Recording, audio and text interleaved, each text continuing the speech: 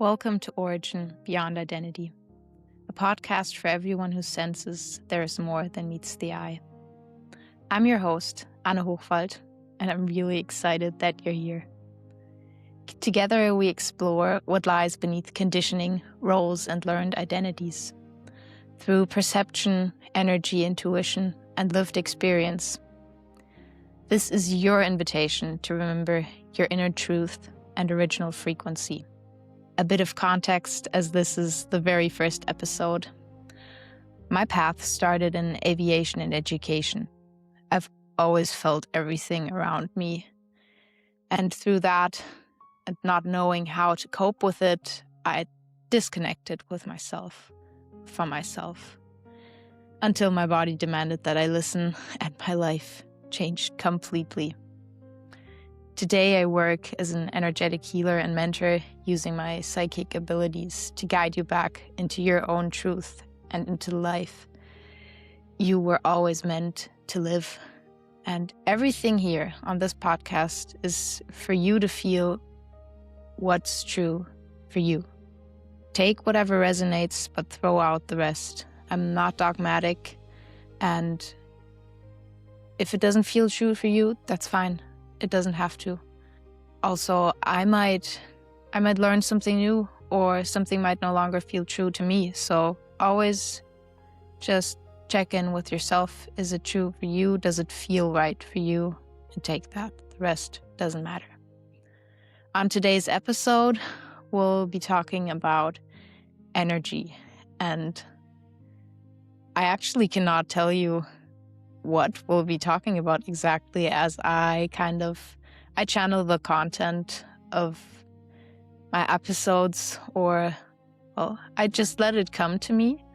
So I knew that the first episode was supposed to be about energy and frequency, and to also let you kind of get a feeling from my frequency, also help you to remember your own frequency and what your frequency feels like.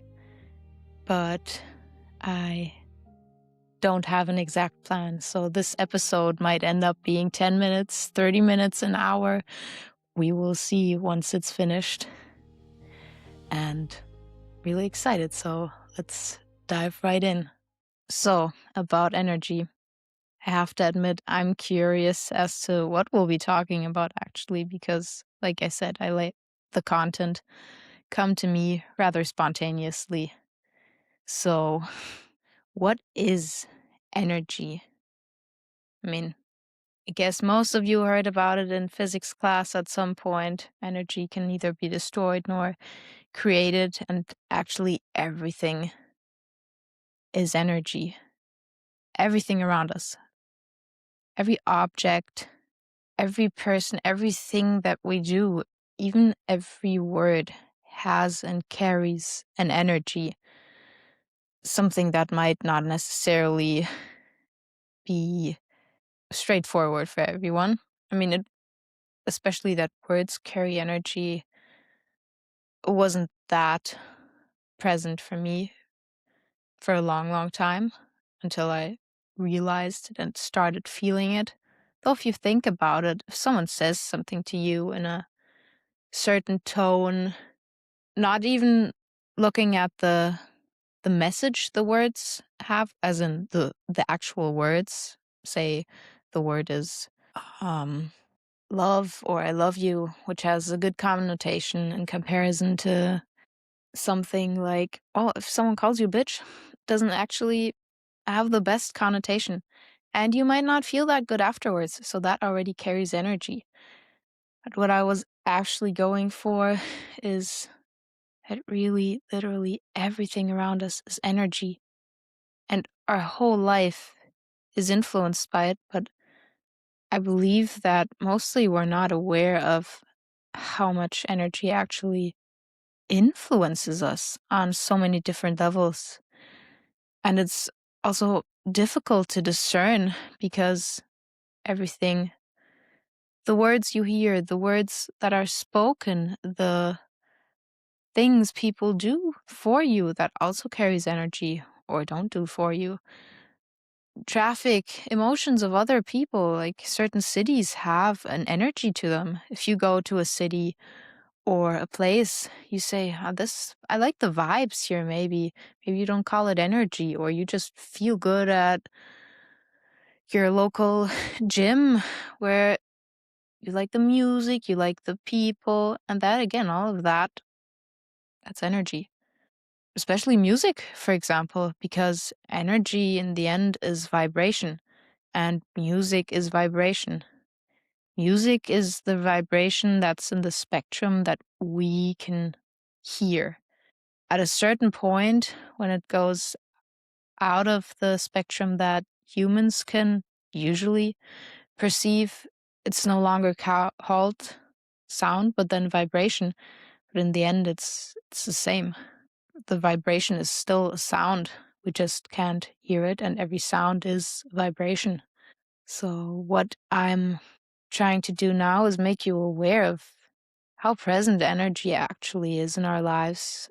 And maybe, I don't want to presume, because maybe you are aware of it, how many different layers of energy can influence us and our health. If you look at society and all the diseases that we have been developing, even though theoretically we should be on a way healthier path than we could have been hundreds of years ago, since technology has evolved. Just look at hygiene, or also the fact that, for example, there is enough food for a lot of people. But then again, energy comes into play as in how we consume the food, and also what kind of food we consume, whether or not it actually still has that energy, that life force for us. And I do not mean calorie wise. A burger, fries, and a donut, they will for sure have lots of calories. But that doesn't mean that it's energy that your body can actually work with. Because regarding that, you could eat junk food or just a cube of fat every day. Okay, don't want to go into ketogenic diet now, but that's not necessarily gonna move your body in the way that serves you. Looking at how different energies and frequencies influence water, for example, I find highly fascinating. Or let's take a different example first. Look at a drum. We have a drum and put sand on it. And if you then put certain frequencies, you see that the sand moves and evolves into patterns if the frequency is harmonic. And that's something that happens in water or cells as well. If you, now still going back to the drum, if you increase the frequency, and higher frequency means higher energy, would also, in terms of sound, mean a higher tone. The patterns that then come up with the sound on that drum are way more intricate and complex than the ones with the lower frequency and less energy. Now, looking at water, our bodies are made of more than 70% of water. And water also reacts to frequency.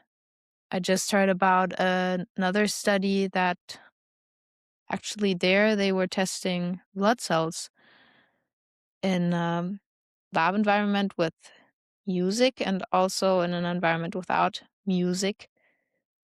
And not just without music, but with noise from, I think it was a truck or something, so really not harmonic. And there you saw not just the liquid sloshing around through this noise that they put also onto quite the high decibel, so it was quite loud. But literally after, I think the test time frame was 20 minutes, the cells died. And looking at the ones that were played music at a softer volume, they were really thriving. So sound vibration can do so much for us if we treat it correctly. And actually, I'm not even consciously working with sound right now in my own practice, though I think I will integrate it very soon. But this is just to give you an example, because I think it might be more easy to grasp of how energy works. Also read about a study they did with rice, where they were talking in that study to rice. And the words that they were using had different energy levels. So rice, as in really the rice that you eat. They were using soft words, kindly speaking with the rice. Another, because they had different pallets or jars, I don't know where they put it exactly, the rice. And for another rice container, let's call it that, they did not use good words. And that container of rice, it didn't, it turned bad really after a certain time. And another container they simply ignored. That one started to rot. So the worst thing energetically that you could do there is ignore someone, ignore a person, because the feelings that evokes in the person are the worst for that person. Why am I talking about rice? You ask me, I don't know. I didn't, like I said, I didn't plan this. I also didn't think my first episode would be about rice, but to go away from these more scientific examples, which might help some of you, because before I started my path down this whole intuitive, energetic,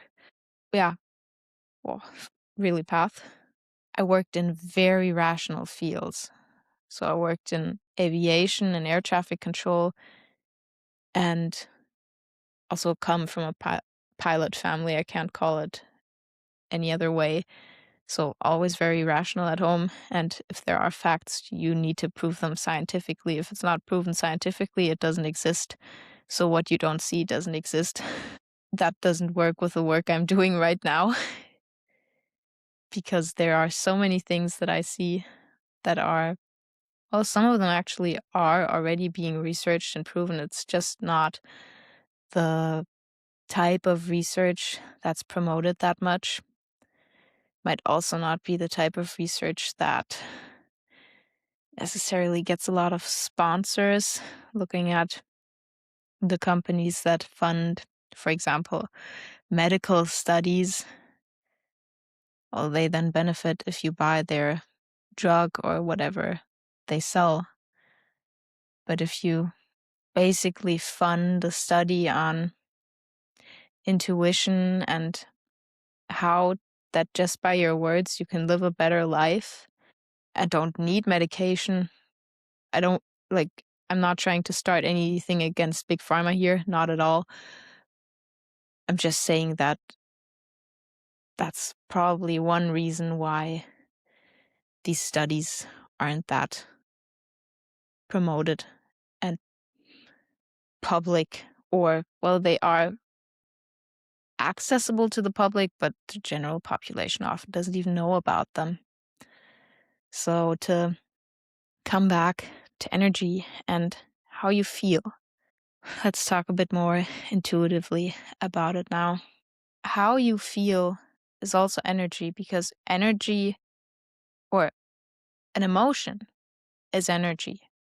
If you actually let that emotion flow, for example, if you're angry and you let yourself feel that anger, the emotion and thus the energy moves through you. On the other hand, you suppress that anger, you store the energy, because, like I said, energy can't be destroyed. It's still there. If you continuously store anger, rage, sadness, whatever it may be, that's going to influence your body, because you're storing all of it inside your body. I know myself, I did that for years. because I was always feeling a lot from the outside. I'm very sensitive, so I was feeling other people's emotions and energies. I didn't really know that exactly at that point in time, and I also couldn't discern what was coming from where and what it even meant. I didn't even necessarily know, is this sadness or is this anger? I just felt like I was constantly overwhelmed and life was too loud. I like to compare it to a radio, and I was just receiving on every possible channel, and everything was put on full volume. So I couldn't discern what are they saying on the radio channel for news or the weather, or and there's music playing on one channel with classical music, the other one has hard rock.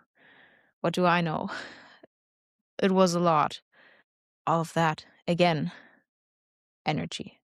As I couldn't cope with it, I started really to disconnect myself because I was trying to not feel the outside as it just felt like too much. But in that process, I just stopped feeling my own feelings. And if I felt something, I didn't know, is it my feeling? Is it the other person's feeling? I couldn't discern at all and kind of felt numb, which in the end is also a feeling if you want, but not the one we're aiming for. But we're not aiming for any specific feelings. Feelings are, they're just there. They're feelings. Feelings are not you. They're sensations that you can perceive. The energy needs to move, and then it's fine. Whether it be happy thoughts, sadness, whatever they are. And I'm noticing that I'm getting off track, so let me quickly try to come back. Disconnecting from myself and my own feelings didn't really solve the problem, as somehow I still felt like an emotional wreck. Didn't really know where I was at, what I was, who I was. Somehow the outside world still felt overwhelming, and all that energy and the emotions that I wasn't letting out was getting stored in my body. And you cannot lie to your body or cheat your body. Your body is so very wise, and it will always support you, of course, but it'll also show you the boundaries of what you should be doing. And yeah, if you constantly store energy, whatever type, it will manifest in something physical eventually. Some people develop diseases. For me, I just kept getting injured over and over and over. At some point, I started literally breaking bones without any biological reason behind it. And that, after more than one warning shot, let's put it that way, finally hit me. And then I knew, okay, something needs to change. And it's not my training or my nutrition, it's my whole approach to life. And that's also when I got more into intuition, energy, even though I've always known, or for a long time already known, that I can sense energy very well in people and objects, how it moves or doesn't move, or there's too much or too little energy. But for example, my intuitive senses, I had not been consciously using that much, was more like pictures that sometimes I had in my mind. I thought, okay, I have a very vivid imagination or dreams, but I didn't know where to place that. And all of that is also, again, influenced by energy. I guess now that I'm talking about it so much, today's episode is just supposed to raise awareness to that. The fact that everything is energy, is influenced by it, and also connected by it. And maybe something that you can use for today already is to think or make yourself aware of what energies are you influenced by in your everyday life, be it from noise, traffic, people, because usually we work with people, and those people, however they behave, they influence you. And I bet you know that guy that is always complaining and is always unhappy. And after talking to him, you're not even actively talking to him, but he just says something or doesn't even say a word. And afterwards, you feel, oh, what just happened? I feel terrible. That's their energy. That's not you. So you can really make yourself aware of, okay, when does that happen? And can you avoid it? Or somehow then at least lift yourself up again afterwards if you cannot avoid it, or lift that person up maybe so that they don't even behave that way. Talk to them, make them aware, because most likely they're not even aware that they're energetically draining everyone or putting all their shit on everyone else. It's really the awareness that I think a lot of people don't even have of what they're doing. And if you give them a bit of, let's say, positive energy by just talking to them nicely, which they don't expect anymore, because from what they're putting out in the world, well, people reflect that. And that's a negative spiral that doesn't have to go on like that. You could break it. Not saying you have to break it. It's not your responsibility. Really tune into that. Feel, should I just say something? Maybe you do, maybe you don't. But in the end, do take care of yourself. And if it takes too much of a toll on you, then try to avoid it and get out of it. Your energy is really precious and you should protect that. That's now an outside influence, a person, work. What you do, what you eat, what really you feel good with afterwards. And I don't mean that quick sugar rush high, but what really makes you feel content and satisfied, because that's not what the candy bar does usually. Don't want to make any general statements, but usually the candy bar doesn't make you satisfied for that long. And another thing you could have a look at is really your words, how you speak. And I'm not talking about your words with other people, but your words with yourself. That makes such a difference, because how we speak with ourselves in our minds, how we feel towards ourselves, that really shapes everything we do. And it already starts with a thought that might be based, or most likely is based on some kind of belief you have that you're not good enough, that you're not loved, or whatever it is, which belief you have in your head. Based on that, you will have certain thoughts that just keep spinning through your head all day, tens of thousands of thoughts. And most of them are the same or very similar. And often we don't have the best thoughts. It depends. I mean, you'll see usually how a person is walking through life and looking at how, and I don't mean by how well they're doing. Are they climbing the career ladder, have the big house and the car, but how content they are with themselves and just also by themselves without needing anything from the outside. And through that, you can already get quite the good insight on what kind of thoughts they might be having, because those thoughts shape your words that you also put out into the world.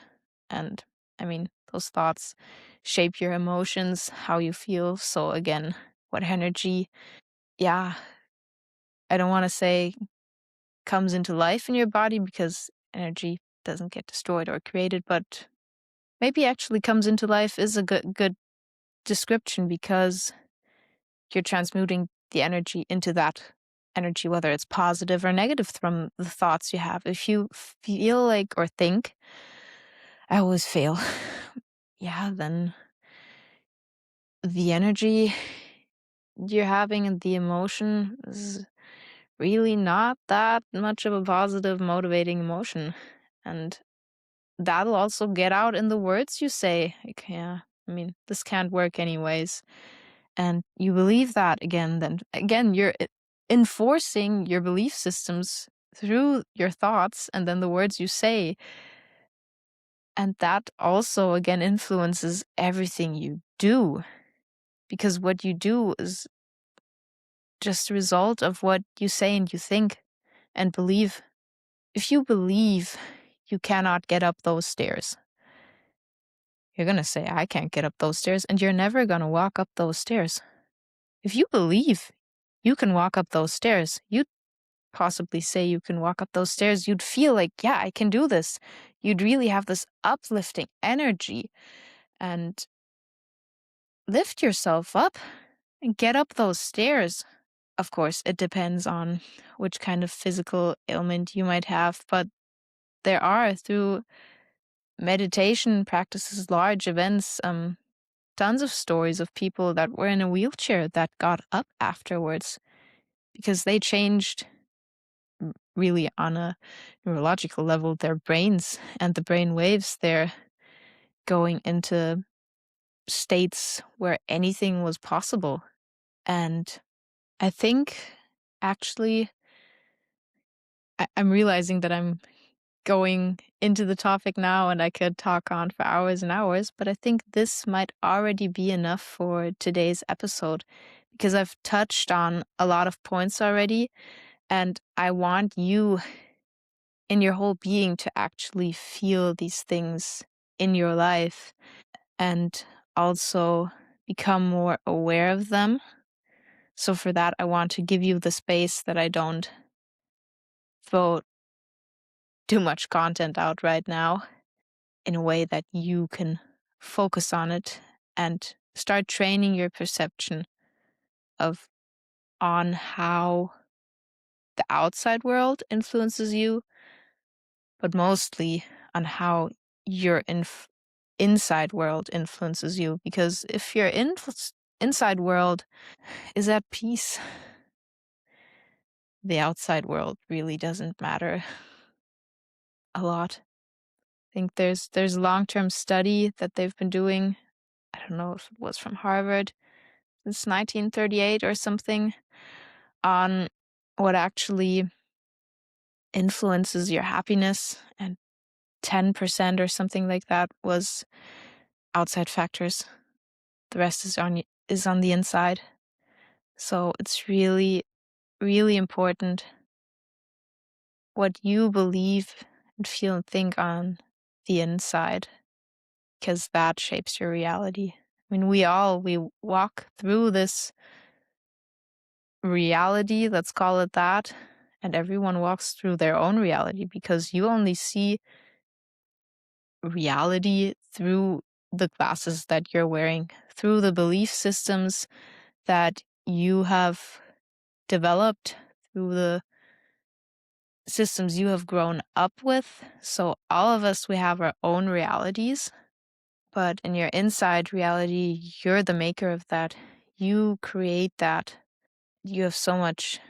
You have all the power. You have the influence. No one can change your inside world for you, which might be scary because you say, oh, but I need help, guidance. Yes, you can always get help and guidance. But the cool thing is also you have full power. You have full power on what happens on your inside world. And like I said, the inside world is what matters to be happy. And most of us in the end, yeah, people might say, I want that car, I want the big villa. To then what? What do you want with the car? Why do you want the car? Maybe they'll feel fulfilled then. And that sense of fulfillment is, okay, so why are you not fulfilled? Do you not feel loved? Again, going back to the belief systems and to the inside world. So for your inside world, And my warm invitation to you is to try to become more aware of how are you talking to yourself. Something happens. You forget to do some task at work, and afterwards you reprimand yourself. How do you do that? You could say, okay, yeah, wasn't ideal, can happen. Next time we'll do better. Or you really beat yourself up. You say, yeah, of course you forgot. I mean, what can you even do? You're a loser, whatever. I don't know what's going on in your head, and I don't want to presume either. But also smaller things. You're feeling sad. You don't have to bottle it up. You don't have to say, push through this.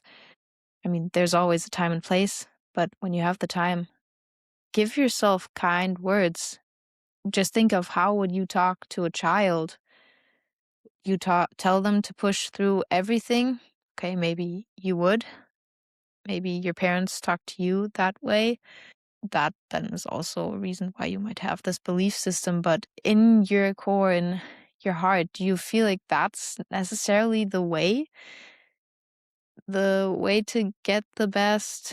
Well, not the best. I don't want to say best, but the most serving and energetically clean way. I don't have a different word for it right now. I really invite you to try to find kinder words for yourself, and it might and probably will feel very weird in the beginning. I know that I really used to beat the crap out of my nervous system and the way I talked to myself. I can't say it any other way. The first time I, in a visualization, came into conversation with my nervous system just starting use really bad words, cussing, and really making me feel like shit. And I was dumbstruck. I didn't know what to say until I realized, oh, that's how I've been communicating with it. That's why I feel like this, and it didn't feel good, not at all. Then I tried to soothe it and really talk to it like it was a small child that needed support. And that felt so weird in the beginning. Really weird because I wasn't used to it at all. But I very quickly noticed that my nervous system in the visualization and also in real life was reacting. I was feeling more at ease, more at peace. And also when then going into this visualization with my nervous system, it started talking to me in a way more friendly manner than it did before. And that was good. Also led to me no longer overrunning my nervous system constantly, but letting emotions actually be there, acknowledging them, acknowledging when something felt like way too much, something I would have usually then just done anyways, because, yeah, you pull through and you just do it, but you don't have to. Usually you don't. There are a lot of ways to make life more enjoyable. All right, that was really exciting. For the first episode, like I said, I didn't know what was coming exactly. I knew the word energy. That was all I knew. And I actually didn't go further into what that was supposed to encompass.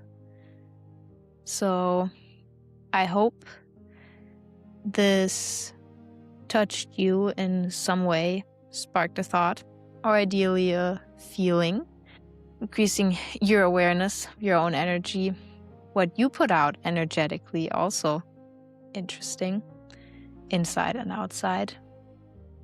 And if this episode resonated with you, subscribe, rate, leave a review, comment, or share it with someone who might benefit from it. That would really mean the world to me and help the podcast reach more people. May you move through your day with curiosity, awareness, and a little more of your own truth shining through. I'll see you in the next episode.